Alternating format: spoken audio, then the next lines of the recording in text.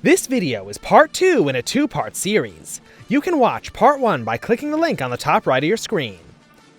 Kolchak and his Siberian White Army may have been defeated, but all is not yet lost. Anton Denikin is about to make his move. But what was he doing all this time? Well, when we last checked in on him, his 40,000 men had just secured the Kuban, so their next move was to push further south and take the North Caucasus. This was fertile ground for counter-revolution.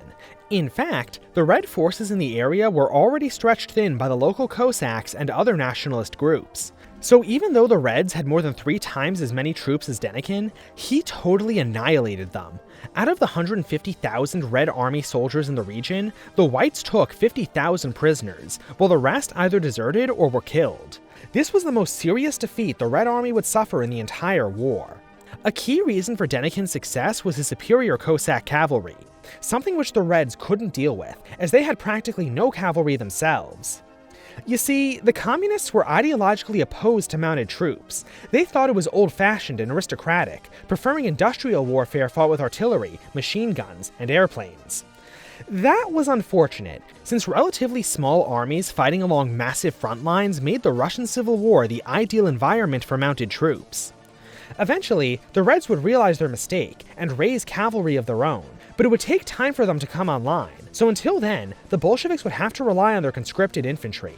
It was around this point that the Reds were pursuing Kolchak deep into Siberia, and so turned their attention to Denikin and the Cossacks of the Don. Being between the Russian heartland and Denikin, the Cossacks got the worst of it. Most of their forces were scattered, while the survivors joined Denikin. Combined with new recruits from the North Caucasus, Denikin now had an army of 60,000 men. This was the first time that the Southern Whites were led by a single commander, so this newly unified force took on a new name for itself: the Armed Forces of South Russia. The Reds assumed that they had the advantage over the new AFSR. After all, they outnumbered them by around 2 to 1. But a combination of superior troops and brilliant leadership allowed the Whites to hold their ground.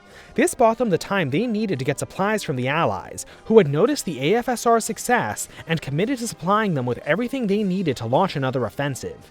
This included artillery, airplanes, and 60 tanks. By June, the Armed Forces of South Russia took Tsaritsyn. That was a major victory. It was starting to look like the Whites could really win the war. In fact, their Bolshevik enemies were practically helping them do it. You see, during the Civil War, the Bolsheviks ruled over the majority of the Russian population who were concentrated in the nation's industrial heartland. Meanwhile, the Whites controlled the food-producing periphery. So with the Whites in control of the nation's food supply, how did the Bolsheviks feed their citizens? The answer is simple: they didn't! It's estimated that a Russian laborer needs 2,700 calories to get through the day. At the start of the Civil War, the rations given out in Petrograd were worth less than 1,400. Women starved too, and in their desperation, as many as 1 in 30 turned to prostitution. Fuel shortages in winter compounded these problems, with citizens being forced to make the choice between food, clothes, or fuel. The Bolshevik solution was as authoritarian as you'd expect. They invented the dictatorship of food supply. This involved sending armed grain requisitioning units to forcibly purchase and sometimes even steal food from the countryside. As communists, they rationalized this as a sort of class war. The detachments would make a point of turning poorer peasants against their richer neighbors known as kulaks. Naturally, the dictatorship of food supply caused the kulaks to put up armed resistance. So not only did this program inspire armed insurgency, but it also failed to solve the food problem. What's even worse is that the way a peasant becomes a kulak was by being a skilled farmer, so the Soviets made it their official policy to attack their own best food producers. As the Civil War went on, the food crisis worsened. By the Civil War's end, millions would die in famines. In such an environment, the Cheka had a lot of work to do. Red Terror was the only means by which the Bolsheviks could maintain their hold on power. A favorite strategy of the Cheka was to exploit Russia's ethnic tensions. Anywhere a previously repressed minority could be found, the Cheka recruited them into top positions, where the oppressed could let out generations of frustration and become the oppressor. The Cheka committed every atrocity imaginable on their victims, torture of every kind, including gouging out eyes, crushing skulls, rape, mock executions, real executions by gunshot, noose, scalding, burning, and crucifixion, the Cheka even operated concentration camps, work camps, and death camps. In the time Lenin ruled Russia, it's estimated that the Cheka alone killed 100,000 men, women, and children. That's 7 times more than all the Russian Tsars killed in the previous 100 years combined. By September of 1919, after a series of failed counterattacks, the Reds had exhausted all of their offensive power against Denikin. Once again, it was his turn to attack. Now with over 100,000 troops, Denikin issued the Moscow Directive. The plan was for the entire AFSR to fan out along a wide front and take as much of the Russian heartland as fast as possible. The best of Denikin's forces were concentrated in the center, which was to march directly on Moscow. But when the operation began, orders weren't properly followed. The Dnieper River was originally supposed to guard the army's left flank. AFSR forces were only supposed to take bridgeheads along their advance. But instead, local commanders chose to push deep into Ukraine. White forces stationed in the Crimea launched their own invasion of Ukraine from the south, and a third force landed in Odessa. This invasion captured major cities, including Odessa and Kiev, but it also occupied between 10 and 15,000 troops. On the one hand, Ukraine was a resource-rich and densely populated country that could massively aid the war effort. On the other hand, the whole point of the Moscow Directive was to end the war now. Those soldiers were needed in Russia, not Ukraine. But it wasn't all bad news. As Denikin's forces marched closer to Moscow, seemingly out of nowhere, another white army appeared in Estonia and marched on Petrograd. In Russia's former territories of Finland and the Baltics, civil wars between Reds and Whites played out in miniature, resulting in white victories across the map. Unfortunately for the Russians, these white movements were nationalist, so when Russian exiles came asking for help in their civil war, the nationalists had one question for them. If the Russian whites win, will the breakaway states have to reintegrate? The exiles answered that of course they would. That was not the right answer. However, as much as the nationalists disliked the Russian whites, they hated the communists even more. So Finland, and later Estonia, were willing to host the so-called Northwestern Army.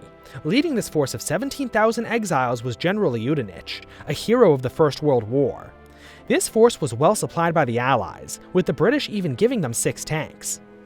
When Yudenich broke out of Estonia and made his advance toward Petrograd, Soviet leadership panicked.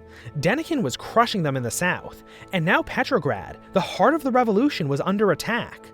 The Bolsheviks thought they had to abandon the city, but Leon Trotsky insisted otherwise. He actually agreed with their near-hopeless assessment of the situation, but he also believed that it would be wrong to give up the city without a fight. He personally traveled to the city and used his skill as an orator to fire up its people, raising their morale to a level where they'd be willing to fight off the whites. With morale restored, the military situation actually looked really good for the Bolsheviks. By the time Yudenich reached the Petrograd suburbs, he only had 14,400 men left, and the British had withdrawn their tanks.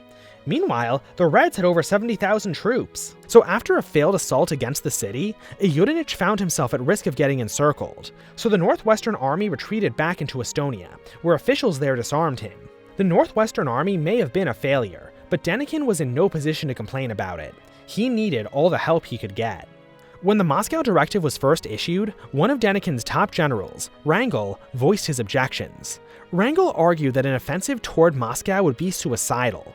Their supply lines were already stretched and under constant attack from partisans who only existed because the whites were unpopular with the Russian people.